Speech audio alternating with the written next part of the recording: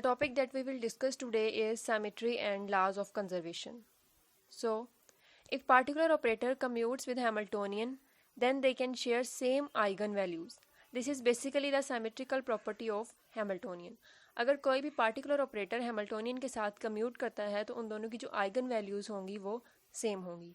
अगर हमारे पास हैमिल्टोनियन के अलावा कोई भी दो ऑपरेटर आपस में कम्यूट कर रहे हो तो देन उन दोनों की भी वैल्यूज़ जो है आइगन वैल्यूज़ जो हैं वो सेम होंगी. नेक्स्ट हमारा जो मेन टॉपिक है आज symmetries. So basically there are two types of symmetries, continuous symmetries and discrete symmetries. Continuous symmetries. In continuous symmetries basically symmetry transformation is use. Basically continuous symmetry को अगर हम simple words में देखें तो let's suppose हमारे पास एक system है. अगर उस सिस्टम में हम कॉन्टीन्यूसली ज्योमेट्रिक चेंजेस करते हैं और उसमें जो फिजिक्स लॉज हैं वो इनवेरिएंट रहते हैं, वो चेंज नहीं होते. हालांकि हम उसको कॉन्टीन्यूसली उसकी ज्योमेट्री जो है उसको चेंज कर रहे हैं, लेकिन इसके बावजूद उसके जो फिजिक्स लॉज हैं उसके अंदर उस सिस्टम के वो चेंज नहीं हो रहे. तो ऐसी सिमेट्री को हम बोलते हैं कॉन्टीन्यूस सिमेट्रीज, जिसकी एग्जाम्पल में हमारे पास आ जाती है rotational symmetry, translational. Rotational symmetry means that अगर हमारे पास कोई भी एक सिस्टम है उसको अगर हम स्पेसिफिक एक्सिस के गिर्द कॉन्टीन्यूसली रोटेट करवाते रहें और उसके जो फिजिक्स लॉज हैं उस सिस्टम के उसमें कोई चेंजेस ना. फॉर एग्जांपल अगर हमारे पास एक वायर है उसको हम कॉन्टीन्यूसली उसके एक्सिस के गिर्द रोटेट करवाते हैं तो हम देखते हैं कि उसके जो फिजिक्स लॉज हैं, फॉर एग्जांपल जो उसकी फील्ड स्ट्रेंथ होती है या फिर अदर कंपोनेंट्स जो होते हैं फिजिक्स के, उनमें तो कोई चेंजेस नहीं आती ना. हम जितना मर्जी उसको कॉन्टीन्यूसली उसके एक्सिस के गिर्द रोटेट करवाते रहें. ऐसे सिस्टम को हम बोलते हैं कॉन्टीन्यूस रोटेशन. नेक्स्ट है हमारे पास translational symmetry. Translational symmetry means that अगर हम किसी भी एक सिस्टम को ट्रांसलेट करवाएं from one place to another place तो उस सिस्टम के जितने भी लॉज ऑफ फिजिक्स हैं वो चेंज ना हो.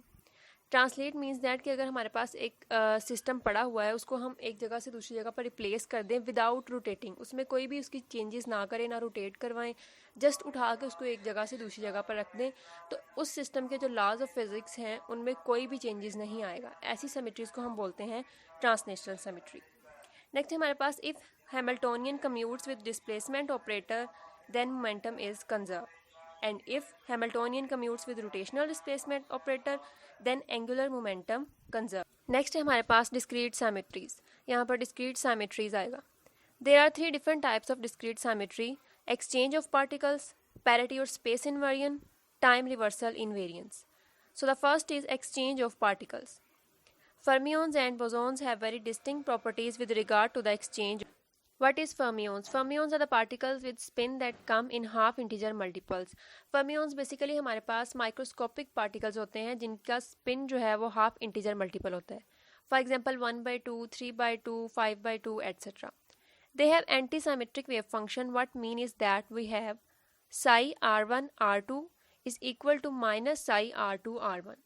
यानी कि अगर हम R1 R2 को इंटरचेंज कर दें, R2 R1 लिख दें तो हमारे पास साई के साथ माइनस आ जाएगा, which shows that the wave function is anti symmetric. Similarly अगर हम देखें इन case of many particles, Sai R1 R2 Ri Rj Rn, अगर हम इनको इंटरचेंज कर दें R1 R2 और Rij की जगह पर Rji लिख दें, देन हमारे पास साई के साथ माइनस साइन आ जाएगा, which shows that the function is antisymmetric.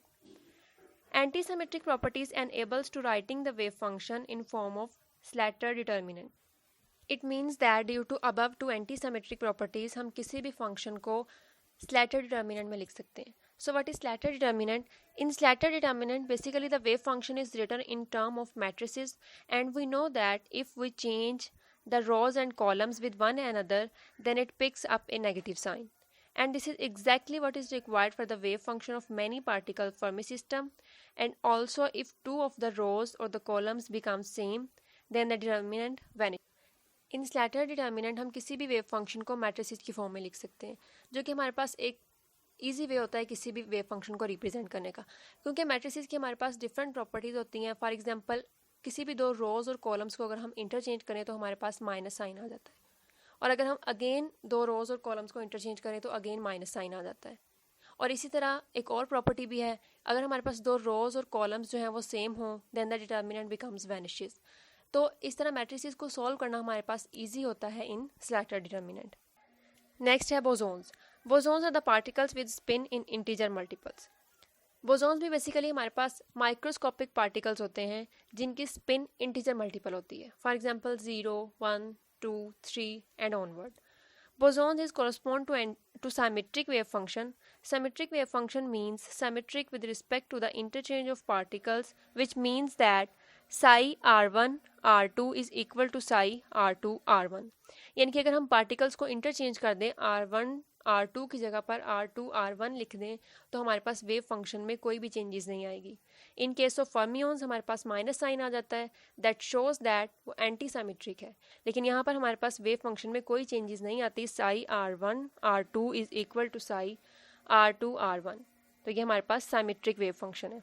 Similarly in case of many particles हमारे पास वेव फंक्शन में कोई चेंजेस नहीं आएगी. नेक्स्ट है हमारे पास स्पेस इनवर्जन और parity. This is basically think of parity operator P. जैसे कि हमें नाम से पता चल रहा है स्पेस इनवर्जन, यानी कि अगर हम यहाँ पर कोई भी ऑपरेटर लगाएंगे तो इन रिजल्ट जो हमें वेव फंक्शन मिलेगा उसकी स्पेस इन्वर्जन हुई होगी, यानी कि स्पेस कंपोनेंट्स जो उसके हैं वो इन्वर्ट हो जाएंगे. अगर r है तो माइनस r हो जाएगा. And P is use for parity operator. P psi r is equal to psi minus r. अब हमने एक वेव फंक्शन हमारे पास साई r है, उसके ऊपर हमने पैरिटी ऑपरेटर लगाया, आंसर आया हमारे पास psi minus r. Space inversion तो होनी है, लेकिन हमारे पास साई के साथ कोई भी साइन नहीं आया. It shows that this is even parity. Even parity हमारे पास क्या होती है? When parity operator operating on the wave function does not change the sign of wave function, यानी कि वेव फंक्शन के साइन को अगर वो चेंज ना करे तो ऐसी पैरिटी को हम इवन पैरिटी बोलते हैं. सिमिलरली अगर हम पैरिटी लगाएं वेव फंक्शन साई आर पे और हमारे पास इक्वल आए माइनस साई माइनस आर, ऐसी पैरिटी को हम बोलते हैं ऑड पैरिटी. ऑड पैरिटी हमारे पास क्या होती है? When parity operator operating on the wave function and change the sign of wave function then it is called odd parity. यानी कि किसी भी फंक्शन पर हमने पैरिटी लगाई और उसने साइन चेंज कर दिया उस वेव फंक्शन का, ऐसी पैरिटी को हम बोलते हैं odd parity. So under this parity r the position vector goes to minus r. जैसे कि मैंने पहले बताया कि स्पेस कंपोनेंट्स ने इन्वर्ट हो जाना है, आर की जगह पर हमारे पास आ जाएगा minus r and p goes to minus p. P basically हमारे पास मोमेंटम होता है which is equal to mv और v is directly proportional to r. Therefore हम कह सकते हैं कि अगर r माइनस r होगा then p goes to minus p, then p should goes to minus p. However j and l does not change the sign. लेकिन j और l के साइंस चेंज नहीं होंगे. इनकी रीज़न क्या है? क्योंकि हमारे पास l is equal to r cross p. जब हमारे पास r का भी साइन चेंज हो रहा है माइनस r और p का भी साइन चेंज हो रहा है माइनस p, देन L हमारे पास होता है R cross P. So minus minus is equals two plus. तो L में हमारे पास कोई भी चेंज नहीं आएगा. सिमिलरली J में भी हमारे पास कोई चेंज नहीं आएगा. The reason is that J is equal to L plus S. जब हमारे पास L में कोई चेंज नहीं आएगा तो हमारे पास J में भी कोई चेंज नहीं आएगा, क्योंकि J डिपेंड करता है L एंड S पे. L तो हमारे पास चेंज नहीं हो रहा, उसका साइन हमारे पास चेंज नहीं हो रहा, और S जो है वो तो होता ही हमारे पास स्पिन है. So therefore J is also same. So in general अगर हम देखें P psi r is equal to epsilon psi r. If it is operated again by parity operator then P square psi r is equal to epsilon P square psi r. यानी कि अगर हम इसको again parity operator से operate करवा लें then हमारे पास आ जाएगा P square psi r which is equal to psi r. So if you do an inversion once and then again be inverted about some certain fixed point or certain fixed axis, then the system comes back to its original configuration. यानी कि अगर आप किसी भी system को एक दफ़ा invert करवाते हैं, यानी कि आपने एक सिस्टम को इन्वर्ट किया है एक दफ़ा, देन तो उसमें कोई चेंजेस आ गई, लेकिन अगर आप उसको अगेन इन्वर्ट करते हो तो वो अपनी ओरिजिनल शेप में आ जाता है. So epsilon P is equal to plus minus one. यहाँ पर प्लस माइनस आएगा, plus minus one. Plus one is for even parity and minus one is for odd parity. Next है हमारे पास time reversal invariance. The time reversal transformation implies that t goes to minus T. Again by the name अगर हम देखें time reversal means that कि t की जगह पर माइनस टी हो जाएगा, यानी कि टाइम इन्वर्ट हो जाएगा. It reverse the velocity of a particle but does not effect the position. If RT is the solution of an equation, m r double dot, यहाँ पर डबल डॉट आएगा, t is equal to minus del v r. अगर हमारे पास ये equation दी गई है और आर टी इसका सॉल्यूशन है, then according to time reversal invariance, r minus t is also the solution of this equation. So a term say as damping term minus gamma dr over dt does not validate, यानी कि damping term के लिए ये इन्वेरियंस जो है ये valid नहीं होगी। इसके अलावा हमारे पास in presence of magnetic field q dr over dt cross b, जिसको हम q v क्रॉस b भी बोलते हैं, जो कि इक्वल होता है f के, ये भी हमारे पास वैलिड नहीं होगा for this invariance. Damping term or the formula of F QV cross B in the presence of magnetic field B, ये दोनों होल्ड नहीं करेंगे टाइम रिवर्सल इनवेरियंस के लिए। इनका रीज़न क्या है? If the velocities are reversed then of course the time reversal invariance does not hold good.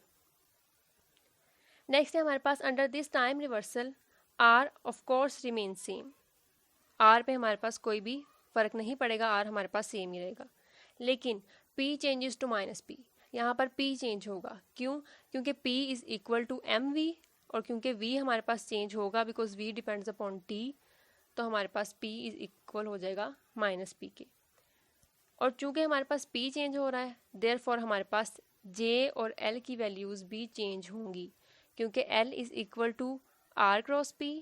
जब हमारे पास R सेम रहेगा और P माइनस P हो जाएगा, तो L भी हमारे पास माइनस L हो जाएगा, और जिसकी वजह से J भी हमारे पास जो है वो माइनस J हो जाएगा, क्योंकि J is equal to L plus S होता है, जो कि हम पीछे। The next point is the time reversal operator. अब हम टाइम रिवर्सल ऑपरेटर की कुछ कैलकुलेशंस देख लेते हैं according to quantum mechanics. The time evolution of a state is represented by iota h cut curly psi over curly t is equal to Hamiltonian h psi. Let time reversal operator be represented by tau. If tau, जो कि हमारे पास एक unity operator है, यानी कि tau is a unity operator, commutes h, commutes आएगा यहाँ पर, commutes h, then we can write iota h cut curly over curly t, psi को हम बाहर ले आए, ऊपर वाली इक्वेशन ही हमने नीचे लिखी है, जस्ट psi को हम बाहर ले आए। टा इनवर्स टा इज इक्वल टू एच टा इनवर्स टा साई।